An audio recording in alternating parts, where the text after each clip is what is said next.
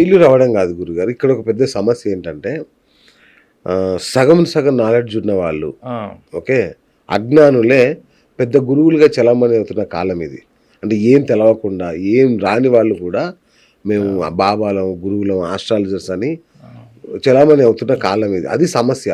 జనాలకు ఎవరిని నమ్మాలి, ఎందుకు నమ్మాలి తెలియట్లేదు. ఇప్పుడు క్లారిటీ వచ్చింది కదా. ఈ న్యాయాలు ఉంటాయి. అంటే ఆ తత్వము, ఆ తాబేలుకు ఉండే తత్వం అదే ఈ గురువు శిష్యుడి మధ్యలో ఉంటుంది. ఎప్పుడైతే ఈ తత్వం తెలుసుకున్న ఒక గురువును పట్టుకున్నాడో ఆయన 3 రకాలుగా కాపాడుతాడు. ఆయన థాట్స్ ద్వారా కాపాడుతాడు. అది కూర్మ కిషోరము. అలాగే మర్కటి కిషోరం. ఒక్కొక్కసారి నువ్వే పట్టుకోవాల్సి వస్తుంది గురువుని. అంతేగా. బాగా పీక్కి వెళ్ళిపోయిన తర్వాత మనం ఇంకెవరిని పట్టుకోకర్లా, ఆయనే మనల్ని పట్టుకుంటాడు. ఆ పిల్లి నోట్లో గడిచిపోయినట్టు పిల్లల్ని ఆయనే మనల్ని పట్టుకెళ్ళి ఎక్కడ పెట్టాలో అక్కడ పెడతాడు. అది లెవెల్స్ అనమాట. అది అక్కడ వచ్చింది తాబేలు. ఇప్పుడు సాయిబాబా గుళ్ళో ఎవరు వెళ్ళినా తాబేలు చూస్తే ఈ మాట గుర్తు రావాలి. ఓకే, అంతేగా. ఇప్పుడు గుర్తు పెట్టుకుంటారు, వెతుకుతారు కూడా. ఆ సాయిబాబా గుళ్ళో తాబేలు ఉందా లేదా కూడా చూస్తారు. నిజంగా నేను ఎప్పుడు చూడలేదు. అంటే షిరిడి కూడా వెళ్ళొచ్చాను కానీ నేను ఎప్పుడు గమనించాల. మనకు ఆ తోపులాట అదే సరిపోతుంది మనకి. తాబేలు పెడతాడు ఎదురుగుండా. అంటే ఆ గురువు శిష్యుడు ఎక్కడున్నా ఆయన థాట్స్ ద్వారా కాపాడుతాడని. మా గురువు గారు అలాగే చేసేవాడు. ఆయన ప్రతిరోజు చేసే అభిషేకంలో ఖచ్చితంగా శిష్యుల పేర్లు చెప్పేవాడు. అంత శిష్యులు అంటే అంత ఇష్టం. అలా కాపాడతారు. తర్వాత ఇంకొకటి గురుగారు, ఈ మధ్య హోమ్ టూర్లు అనేవి ఎక్కువైపోయినాయి. ఎక్కడ చూసినా హోమ్ టూర్లు. సెలబ్రిటీలు విచ్చలవిడిగా వాళ్ళ ఇల్లు చూపించేసి వాళ్ళ ఇంట్లో ఉన్న ప్రతిదీ చూపించేస్తారు. తర్వాత మనం కూడా బంధువులు రాగానే మనం కూడా మామూలుగా మనకు ఒక క్యూరియాసిటీ, రండి మా ఇల్లు చూడండి, ఇది చూడండి, మా దేవుడి గుడి చూడండి, టెంపుల్ అన్ని చూపించేస్తాం. అసలు ఆధ్యాత్మిక పరంగా కానీ మామూలుగా కూడా ఏది చూపించాలి, ఏది చూపించకూడదు అనే ఏమైనా నియమాలు ఉన్నాయా గురు? చాలా మంచి ప్రశ్న అండి. నవగోప్యో మనీషినః. ఒక మనిషికి 9 అతి రహస్యమైనటువంటి విషయాలు ఉండాలి.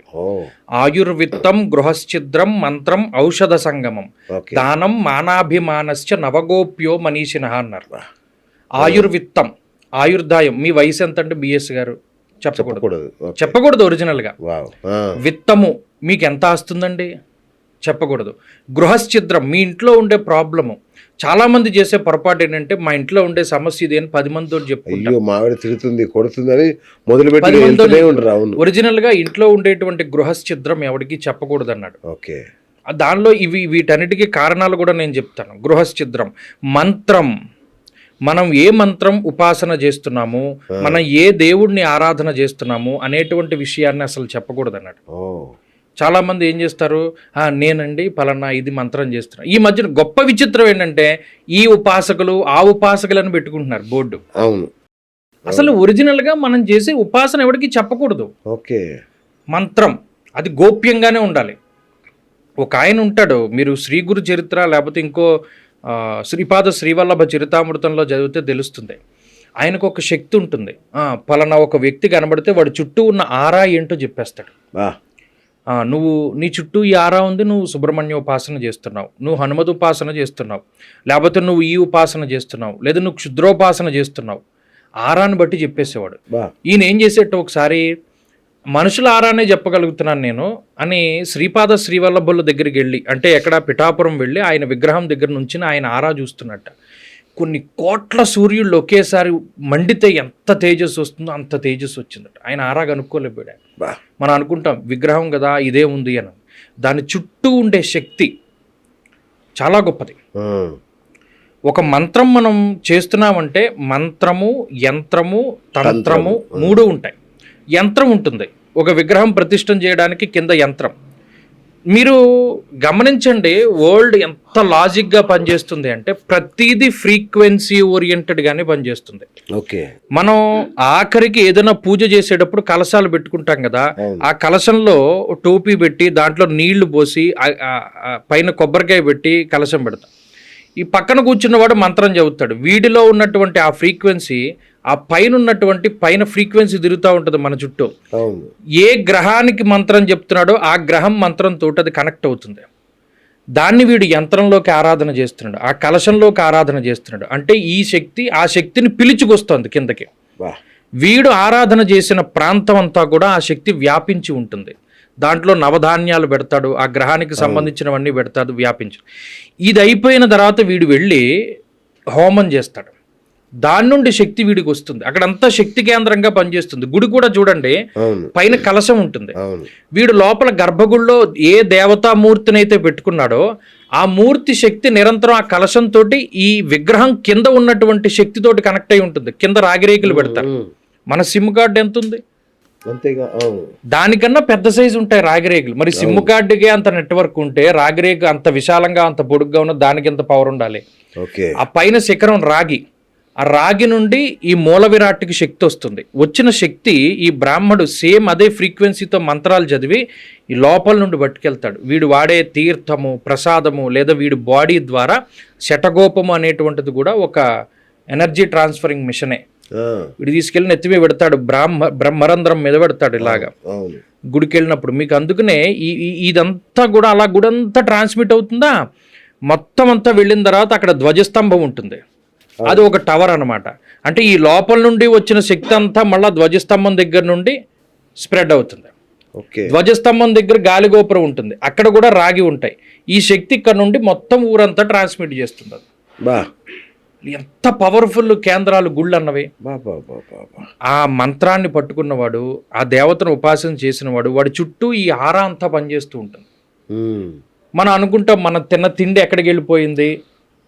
మీరు వాళ్ళ పొద్దున టిఫిన్ చేశారు, పూరి తిన్నారు, ఆ పూరి రేపు పొద్దునకి బయటికి వెళ్ళిపోయిందని మీరు అనుకుంటారు. వెళ్ళదు. ఆ పూరి అన్నది ఒక 7 రోజుల తర్వాత రసం కింద మారుతుంది. దీంట్లో ఉన్న శక్తిని పూర్తిగా లాగి రసం కింద మారుతుంది. ఆ రసం ఇంకో 7 రోజులకి రుధిరం అవుతుంది, అంటే రక్తం అవుతుంది. అది ఇంకొక 7 రోజులకి మాంసం కింద మారుతుంది. అది ఇంకొక 7 రోజులకి మేధస్సు కింద మారుతుంది. అది ఇంకొక 7 రోజులకి అస్థి అవుతుంది. ఇంకో 7 రోజులకి అస్థి మధ్య అవుతుంది. ఇంకొక 7 రోజులకి శుక్రకణం అవుతుంది. అంటే 7 ఏళ్ళు 49 రోజుల తర్వాత ఈ శక్తి అంతా కూడా శుక్రకణంలోకి వెళ్తుంది. అందుకనే మన పూర్వీకులు బ్రహ్మచర్య దీక్షని పాటించేవారు. ఎవడైతే బ్రహ్మచర్యాశ్రమాన్ని దీక్షని పాటిస్తాడో, అంటే వాడి వీర్యాన్ని కోల్పోకుండా ఉంటాడో, వాడే అతి గొప్ప తేజస్సంపన్నుడు. మీకు అర్థమైందా లాజిక్? అది ఈ సప్తధాతువులు మీరు తిన్న పూరి నుండే వెళ్ళాయి. అందుకనే మనం ఆర్జించే ద్రవ్యం ఏదైతే ఉంటుందో, మనం సంపాదించిన ద్రవ్యం ఎలా అయితే మనం సంపాదిస్తామో, అది తిన్న తర్వాత అందులో 6వ భాగం మనసు అవుతుంది, అంటే మన బుద్ధి. మనం సంపాదించేది మంచి ద్రవ్యం అనుకోండి, మంచిగా సంపాదించారు అనుకోండి, మన బుద్ధి బాగా సక్రమంగా పనిచేసి మనల్ని ఇది చేస్తుంది. మనం తినే సంపాదన మంచిది కాదు. దీనికి ఒక ఆయన ఉన్నాడు పాపం, ఒక ఆయన ఋషి. అందరిళ్ళకి వెళ్ళి భిక్షాటన చేస్తాడు. అందరూ సాధువు సత్పురుషు అని పెడతాడు. ఒకనాడు దారి దోపిడీ చేసేటువంటి దొంగ పిలుస్తాడు భోజనానికి. స్వామి మా ఇంటికి రండి, మీరు అందరిళ్ళకి వెళ్ళి తింటారు కదా, ఇవాళ నేను మీకు అన్నం పెడతాను. చుట్టుపక్కల ఉండే శిష్యులు వద్దు వాడు దారి దోపిడీ చేసి సంపాదించిన వాడు, వాడితో అన్నం తినకంటాడు. ఇప్పుడు గురువు పాపం తప్పు, మనకు అన్నం పెడతానన్నవాడు అందరూ భగవంతుడే, వాడి ఇంటికి వెళ్ళి భోజనం చేస్తానని చెప్పి భోజనం చేస్తాడు. భోజనం చేసిన తర్వాత రోజు రోడ్డు మీద ఎవరిదో బంగారపు వస్తువు పడిపోతే వీడు లటక్కమని లోపలికి తీసేసుకుంటాడు. దొంగ గురూజీ ఆశ్చర్యపోతాడు. అంటే గురూజీ ఆశ్చర్యపోతాడు. ఇది మన బుద్ధి, ఇది లటక్మని తీసేసుకుని లోపల పెట్టుకోమంటుంది ఏంటి? ఇది వరకు ఇలా బంగారం ఏదైనా దొరికితే బయటికి తీసిపెట్టి అందరికీ చెప్పి ఇది ఎవరిదో పడిపోయిందని చాటింపు వేయించే వాళ్ళం కదా. అంటే వీడు తిన్న ఆహారం ఎవరిది? దోపిడీ చేసేవాడి దగ్గర తిన్నాడు. వాడి బుద్ధి వీడికి వచ్చింది. మరి ఇవన్నీ ఎక్కడి నుండి వచ్చాయి? మన సప్తధాతువులు మన తిన్న ఆహారం నుండి వచ్చాయి. మన ఆహారం ఎలా వచ్చింది? మన చుట్టూ ఉన్నటువంటి ఆరా అంతా కూడా ప్రభావితం చేస్తుంది. ఎవడు మనతో కలవాలి, ఎవడు మనతో కలవకూడదు. ఈ మంత్రం ఏదైతే ఉన్నదో, అందుకని ఇదంతా ఎందుకు చెప్పవలసి వచ్చిందంటే, మనం ఉపాసన చేసేటువంటి దేవుడి యొక్క మందిరాన్ని ఎవరికి చూపించకూడదు. మంత్రం ఇంట్లో మీరు అడిగిన ప్రశ్న. ఔషధ సంగమం, మీరు ఏ మందు వాడారు అది ఎవరికి చెప్పకూడదు. ఏమంటే నా జుట్టు ఊడిపోతుంది, మీకు మొన్న కూడా జుట్టు ఊడిపోయింది కదా, ఏదో వాడారు, మీరు జుట్టు వచ్చింది ఏంటంటే అని అడిగితే నేను అది ఫలానాది వాడానని చెప్పగానే మీకు అది వర్కౌట్ అవుతాం. ఇది నేను ప్రాక్టికల్గా కూడా చూశాను. నాకు ఒక ఆమె చెప్పింది, ఇది వరకు బల్ల అని కడుపులో పెరుగుతూ ఉండేది, పిల్లలు చచ్చిపోతూ ఉండేవారు. ఒక ఆమె పాపం ఇలాగే వాళ్ళ పుట్టిన పిల్లాడికి కడుపులో బల్ల కింద వస్తే ఏదో మందు వాడేది, వాడికి తగ్గింది. ఇంకొక ఆమె వచ్చి, మేము నీకు తగ్గింది కదే మా వాడికి కూడా చెప్పవే అని చెప్తే, ఈ మందు వీడికి పనిచేయడం మానేసి. అలా అని మనకు వర్కౌట్ అయింది మిగతా వాళ్ళకి చెప్పొద్దని కాదు. మంత్రం ఔషధ సంగమం. మనం ఏ ఔషధాన్ని స్వీకరిస్తున్నామో దాన్ని గోప్యంగా ఉంచమన్నాడు. అవసరమైతే తప్పితే చెప్పొద్దన్నాడు. ఓకే ఓకే ఓకే ఒకటే అందరికీ పడుతుందని గ్యారంటీ లేదు. ఓకే. దానం, మనం ఏం దానం చేసామో చెప్పొద్దన్నాడు. మానాభిమానస్య, మన మానం ఏంటి మన అభిమానం ఏంటి చెప్పొద్దన్నాడు. ఈ 9ని గోప్యంగా ఉంచుకోమన్నాడు. ఆయుర్విత్తం గృహశ్చిద్రం మంత్రం ఔషధ సంగమం దానం మానాభిమానస్య నవగోప్యో మనీషినః. ఇప్పుడు మన ఇంటికి ఎవరైనా వచ్చాం, మామూలుగా మీ ఇంటికి నేను వచ్చాను అనుకోండి, డైరెక్ట్గా వీళ్ళని తీసుకుపోయి అన్ని బెడ్రూముల్లోనూ అన్ని చూపించకూడదు. లోపల ఏముంది వీడికి తెలిసిపోతుంది, పరిస్థితులు తెలిసిపోతాయి కదా.